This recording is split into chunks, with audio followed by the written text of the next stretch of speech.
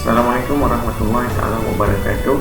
Kali ini bertemu lagi kita untuk tajuk dalam bab 3, masih dalam bab 3. Okey, kita lihat bagaimana faktor-faktor kedatangan Jepun ke negara kita. Okey, terdapat banyak faktor. Jadi dalam tajuk ini kita akan lihat faktor kedatangan ada dua: untuk mengeksploitasi sumber bahan mentah. Yang kedua adalah untuk kepentingan strategik ketenteraan.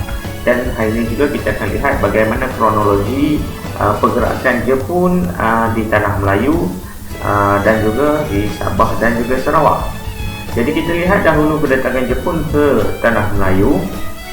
Okey, kalau kita lihat tujuannya adalah untuk memenuhi keperluan ekonomi dan juga kepentingan strategik ketenteraan.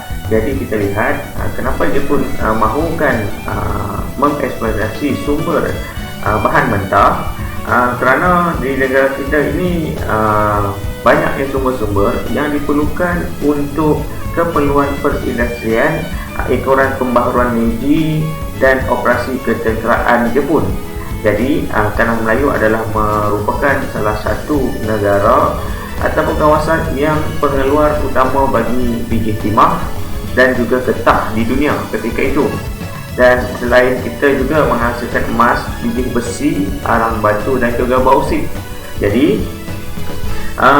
sasaran Jepun juga adalah di Sarawak, kerana didapati di Sarawak adanya sumber minyak, terutamanya di Miri dan juga di Lutung. Dan pendudukan Jepun terhadap negara kita ini adalah sebahagian daripada rancangan dalam menjayakan pembentukan kawasan lingkungan sekemakmuran Asia Timur Raya untuk mengukuhkan ekonomi Jepun. Okey, itu adalah eksploitasi bahan mentah. Seterusnya adalah kepentingan strategik ketenteraan. Seperti mana yang kita tahu, kedudukan strategik negara kita ini sesuai untuk ketenteraan Jepun, yang mana di hujung semenanjung Tanah Melayu terletaknya pangkalan tentera laut British, iaitu di Singapura. Jadi penguasaan terhadap pangkalan tentera laut tersebut penting untuk membuka laluan penguasaan Jepun terhadap telaga minyak di Sumatera. Okey, dan penguasaan terhadap pulau Borneo pula penting untuk menjayakan operasi penaklukan tentera Jepun di Pulau Jawa. Okey, kita lihat kepada faktor kedatangan Jepun tadi. Okey, ini yang saya sebutkan tadi. Seterusnya kita tengok serangan Jepun di Tanah Melayu ni. Okey, serangan Jepun di Tanah Melayu dengan bermulanya pendaratan serentak tentera Jepun di pantai Kuala Pak Mat, pantai Sabah, Kota Baharu dan Thailand, di Singgora dan juga Patani pada 8 Disember 1941. Dan keseluruhan Tanah Melayu jatuh ke tangan tentera Jepun apabila Singapura berjaya ditawan pada 15 Februari 1942.